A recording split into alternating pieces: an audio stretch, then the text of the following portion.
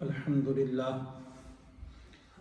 للہ رب العالمین والصلاة والسلام علی من لا نبی بعد اما بعد قال النبی صلی اللہ علیہ وسلم افضل الذکر لا الہ الا اللہ وافضل الدعاء الحمد للہ او کما قال النبی صلی اللہ علیہ وسلم۔ نہایتی قابل قدر مسلمان بھائیوں، بزرگوں اور گھروں میں سننے والی میری مسلمان ماؤں بہنوں، السلام علیکم ورحمۃ اللہ وبرکاتہ۔ آپ حضرات کے سامنے آج حدیث کے درس میں یہ 40 حدیث نامی کتاب کی یہ 15ویں حدیث ہے، جس میں جناب نبی کریم صلی اللہ علیہ وسلم کا ارشاد گرامی ہے کہ افضل الذکر لا الہ الا اللہ، کہ سب سے بہترین ذکر جو ہے وہ لا الہ الا اللہ ہے، اور فرمایا وہ افضل الدعائی، اور سب سے افضل دعا جو ہے وہ الحمدللہ ہے۔ اس حدیث میں جناب نبی کریم صلی اللہ علیہ وسلم نے 2 چیزیں بتائی ہیں۔ ایک تو ذکر کی فضیلت کو بیان کیا، ذکر کے بارے میں بتایا کہ کون سا ذکر جو ہے وہ افضل ہے، تو کلمہ طیبہ جو ہے اس کے فضائل کو بیان کیا کہ سب سے بہترین ذکر جو ہے وہ کیا ہے، لا الہ الا اللہ۔ دوسری جو چیز بیان کی کہ افضل دعا کون سی ہے، تو دعا کے بارے میں بتایا کہ سب سے افضل دعا کیا ہے، الحمدللہ رب العالمین۔ اب یہ جو کلمہ ہے، کلمہ توحید اسے کہا جاتا ہے، اور یہ سب سے افضل کلمہ ہے۔ اسی کے ذریعے سے اللہ رب العالمین نے زمین اور آسمان کو قائم رکھا ہوا ہے۔ جب زمین اور آسمان میں زمین کے اوپر ایک بندہ بھی لا الہ الا اللہ کہنے والا باقی نہیں رہے گا تو کیا ہو جائے گی، قیامت قائم ہو جائے گی۔ جب تک کوئی لا الہ الا اللہ کرنے والا اس زمین کے اوپر موجود ہے، اس وقت تک قیامت قائم نہیں ہوگی۔ تو اس لیے اسی کلمے کی خاطر اللہ رب العالمین نے ساری مخلوق کو پیدا کیا ہے۔ پھر اللہ تعالیٰ نے جتنے بھی نبی اور رسول بھیجے ہیں وہ بھی کس کے لیے، اسی کلمے کی دعوت دے کر بھیجے۔ سارے انبیاء آدم علیہ السلام سے لے کر محمد مصطفیٰ صلی اللہ علیہ وسلم، جتنے بھی نبی اور رسول آئے، ہر ایک کی یہی دعوت تھی کہ لا الہ الا اللہ، اے دنیا کے انسانوں لا الہ الا اللہ، تم کامیاب ہو۔ تو ہر نبی آیا تو اس کے کلمے کا پہلا جز کیا تھا، لا الہ الا اللہ۔ دوسرا جز اگر ابراہیم علیہ السلام ہے تو لا الہ الا اللہ، ابراہیم خلیل اللہ تھا، موسیٰ کلیم اللہ تھا، عیسیٰ روح اللہ تھا، تو اس طرح ان کے اپنے نام ہوتے تھے۔ تو دوسرا یہ کہ یہ کلمہ جو ہے اس میں اصل میں وحدانیت اللہ رب العالمین کی یکتائی ہے، کہ اللہ تعالیٰ اکیلا ہے، عبادت کے لائق وہی اکیلا رب ہے، اس کے ساتھ دوسرا کوئی شریک نہیں ہے۔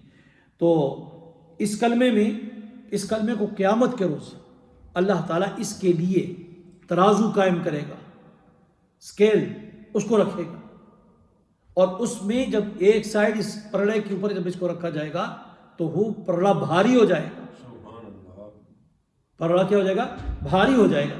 اور اسی کلمے میں ایک طرف نفی بھی ہے اور ایک طرف اس بات بھی ہے۔ نفی ہے کہ لا الہ، کوئی معبود نہیں، لا الہ کوئی معبود نہیں، اور اس بات کیا ہے، الا اللہ، کہ صرف اللہ ہی ہے۔ نفی کیا ہے کہ کوئی بھی نہیں، لا الہ، کوئی الہ نہیں، کوئی خدا نہیں، دیر از نو گاڈ الا اللہ، مگر اللہ، اور صرف اللہ۔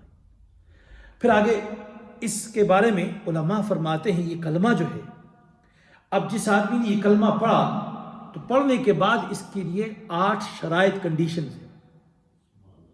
کتنی؟ 8، کہ اس کا حق تب ادا ہوگا کہ جب انسان ان 8 شرائط کے اوپر کیا ہے، عمل کرے گا۔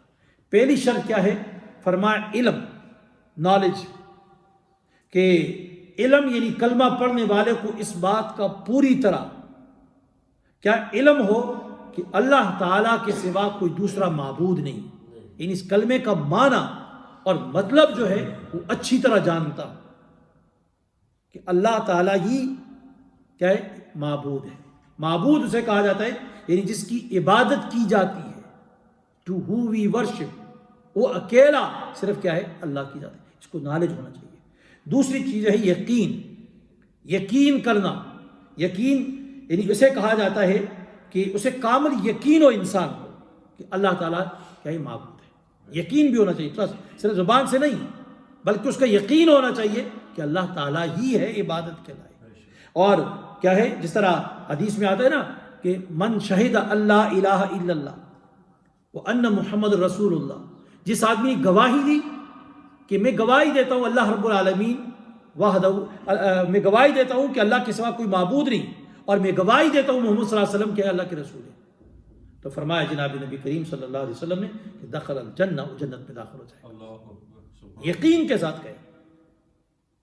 اور تیسرا نمبر میں فرمایا اخلاص. کلمے کی ادائیگی کے لیے کیا حق کیا ہے؟ اخلاص.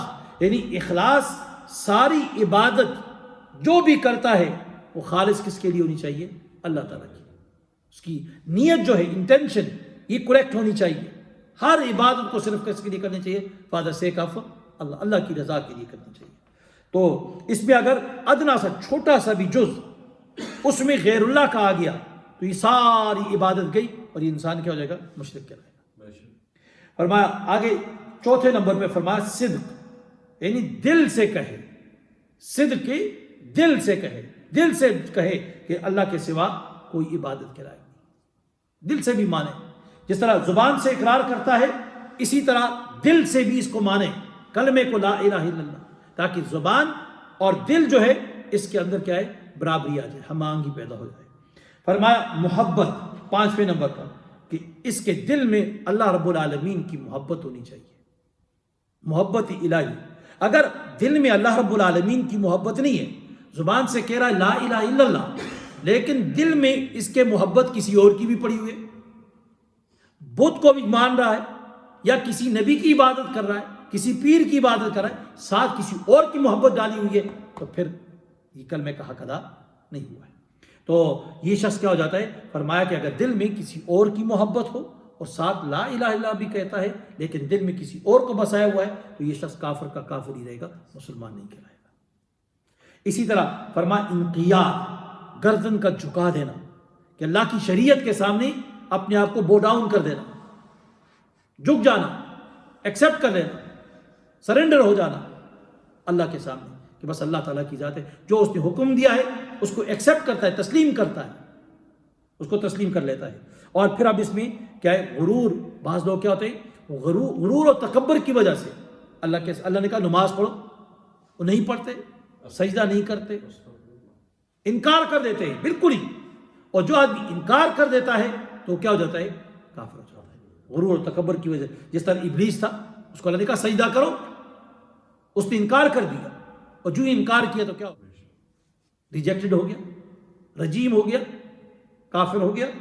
پھر فرمایا آگے قبولیت، ساتویں نمبر پر قبولیت، کہ کلمے کا جو مدبور ہے اس کو قبول کرے، یعنی اپنی ساری عبادت کو ایکسیپٹ کرے کہ یہ کس کے لیے میں کر رہا ہوں؟ اللہ کے لیے. قبول کر لے، اللہ کی ذات کو قبول کر لے کہ میری ساری عبادتوں کا مرکز کون ہے؟ اللہ کی ذات ہے. پھر فرمایا طاغوت کا انکار کرے، طاغوت کا انکار کرے. طاغوت سے مراد یہ ہے کہ اللہ کے سوا جتنے بھی معبود ہیں جو انسان نے خود بنائے ہیں، یا پتھر ہے، سورج ہے، گائے ہے، کوئی بھی جس کو انسان نے، انبیاء کی مورتیاں جس طرح ابراہیم علیہ السلام کی بت بنا کے کعبہ میں بیت اللہ میں رکھ دیے تھے، تو اللہ کے سوا کسی کی بھی عبادت کی جاتی ہے اس سب کا انکار کر دے کہ میں کسی اور کو نہیں مانتا، میری عبادت کے لیے صرف کون ہے؟ اللہ کی ذات، اللہ کی ذات ہے. جس طرح قرآن کریم میں اللہ تعالیٰ فرماتے ہیں نا کہ انہم کانوا اذا قیل لهم لا الہ الا اللہ، جب انہیں کہا گیا کہ لا الہ الا اللہ کہو تو کیا ہوا؟ یستکبرون، انہوں نے تکبر کر دیا، تکبر کیا. ویقولون، اور کہنے لگے انا لتارکو آلہتنا لشاعر مجنون، کیا ہم اپنے ان معبودوں کو، ان خداؤں کو چھوڑ دیں ایک شاعر مجنون، ایک پاگل دیوانہ جو شاعر ہے اس کی بنا پر علیہ باللہ انہوں نے نبی کریم صلی اللہ علیہ وسلم کو شاعر اور دیوانہ کہا. اس بنا پر انہوں نے کیا کر دیا؟ لا الہ الا اللہ کا انکار کر دیا. تو اب یہاں دوسری جو چیز ہے، ایک ہے قبول اور ایک دوسرا کیا ہے؟ فرمایا قبول کرنا جو ہوتا ہے یہ اقوال سے ہوتا ہے، منہ سے. قبول اب اس سے ہوتا ہے. اور تابعداری اوبیڈینس جو ہوتا ہے، انقیاد جسے کہا جاتا ہے، فرمایا یہ انسان کے افعال سے ہوتا ہے. ایک یہ کہ زبان سے بھی یہ اقرار کرتا جائے اور عمل بھی ایسا کرے کہ جس سے ظاہر ہو کہ واقعتاً عبادت کس کی کر رہا ہے؟ خالص اللہ تعالیٰ کی کر رہا ہے، خالص اللہ کی عبادت کر رہا ہے. فرمایا اس طرح آگے اس کے بہت سارے فضائل لکھے ہیں، حدیث کلمہ کی لا الہ الا اللہ کے بہت سارے فضائل آتے ہیں. ایک حدیث میں آتا ہے کہ ما من عبد قال لا الہ الا اللہ ثم مات علی ذلک الا دخل الجنہ، کہ جو آدمی بھی کہتا ہے لا الہ الا اللہ، فرمایا اسی حال میں اس کی موت آ گئی تو فرمایا دخل الجنہ، وہ جنت میں داخل ہو جائے گا. لا الہ الا اللہ، اتنی بڑی فضیلت ہے اس کی. اور اسی طرح فرمایا کہ ایک دوسری حدیث میں آتا ہے ما من احد یشہد ان لا الہ الا اللہ وان محمد عبدہ ورسولہ صدقا من قلبہ، کہ سچے دل سے اپنے دل سے کہتا ہے لا الہ الا اللہ، میں گواہی دیتا ہوں اللہ کے سوا کوئی معبود نہیں اور محمد صلی اللہ علیہ وسلم اللہ کے رسول ہیں، اس بات کی گواہی دیتا ہے. تو فرمایا الا حرمہ اللہ علی النار، کہ اللہ تعالیٰ اس کو جہنم کی آگ کے اوپر حرام کر دے گا، یعنی جہنم کی آگ میں نہیں جائے گا. اور فرمایا ایک دوسری حدیث میں آتا ہے فإن اللہ حرم علی النار من قال لا الہ الا اللہ، جس آدمی نے اللہ کی رضا اور خوشنودی کے لیے، اللہ کی رضامندی کو حاصل کرنے کے لیے لا الہ الا اللہ کہا، تو فرمایا کہ اس کے لیے اللہ تعالیٰ نے جہنم کی آگ کو حرام کر دیا. اسی طرح ایک دوسری حدیث میں آتا ہے کہ حضور نے فرمایا کہ وہ شخص بڑا خوش نصیب ہے، وہ شخص بڑا خوش نصیب ہے کہ جس کو میری شفاعت قیامت کے دن مل جائے گی، قیامت کے دن میری شفاعت مل جائے. تو فرمایا کون ہے وہ شخص؟ فرمایا من قال لا الہ الا اللہ خالصا مخلصا من قلبی، جس نے خالص اخلاص کے ساتھ دل کی گہرائی سے یہ کلمہ لا الہ الا اللہ کہا، یہ کلمہ لا الہ الا اللہ کہا. تو اسی طرح ایک دوسری حدیث میں آتا ہے کہ حضرت موسیٰ علیہ السلام کے بارے میں آتا ہے کہ موسیٰ علیہ السلام نے اللہ رب العالمین سے درخواست کی کہ یا رب علمنی شیئا اذکرک بہ، اے اللہ مجھے ایک ایسی چیز بتا دے کہ جس کے ذریعے سے میں تیرا ذکر کیا کروں، تجھے یاد کیا کروں. اور فرمایا وَأَدْعُوكَ بِهِ، اور اس کے ذریعے سے میں تمہیں پکارا کروں. تو اللہ رب العالمین نے فرمایا قال قل، اللہ نے کہا کہے اے موسیٰ علیہ السلام کہو لا الہ الا اللہ، یعنی اس کا لا الہ الا اللہ کا ہمیشہ ورد کیا کرو، اس کے ذریعے سے مجھے یاد کرو، اس کے ذریعے سے مجھے پکارا کرو. تو فرمایا موسیٰ علیہ السلام نے کہا قال یا ربی کل عبادک یقول ھذا، اے اللہ سارے تیرے بندے تو یہی کلمہ کہتے ہیں، میں بھی وہی کہوں، میں تو تم سے اے اللہ آپ سے کوئی خاص کلمہ مانگ رہا ہوں جو دوسری مخلوق کو دوسرے لوگ نہ کہتے ہو، ایسا کلمہ مجھے بتا دو. تو رب العالمین نے کہا کہتے ہیں قال قل لا الہ الا اللہ، اے موسیٰ علیہ السلام کہو لا الہ الا اللہ، لا الہ یہی کہا کرو. قال انما اريد شيئا تخصني به، کہنے لگے موسیٰ علیہ السلام اے اللہ مجھے تو ایسا مخصوص کلمہ چاہیے، خاص کلمہ. تو فرمایا قال یا موسیٰ لو ان السماوات السبع والارضین السبع، لو ان السماوات السبع، اے موسیٰ اگر ساتوں آسمان والارضین السبع اور ساتوں زمینیں فی کفۃ ایک ترازو کے ایک پرڑے میں ڈال دیے جائیں، اور فرمایا ولا الہ الا اللہ فی کفۃ مالت بہم لا الہ الا اللہ، اور ایک کلمہ جو ایک صرف لا الہ الا اللہ کی پرچی اس طرف ڈال دی جائے، تو فرمایا یہ کلمہ لا الہ الا اللہ وہ ساتوں آسمانوں اور زمین کے اوپر کیا ہو جائے گا؟ یہ بھاری ہو جائے گا، ساتوں آسمان اور زمین ہوا میں اڑیں گے اور یہ کلمہ نیچے کی طرف جائے گا، اس کے نیچے کی طرف جائے گا. اس لیے میرے بھائیوں ہر وقت انسان کو اس کلمہ لا الہ الا اللہ کا ورد کرنا چاہیے، صبح و شام اس کی تسبیحات پڑھنی چاہیے، جب بھی موقع ملے لا الہ الا اللہ کرنا چاہیے.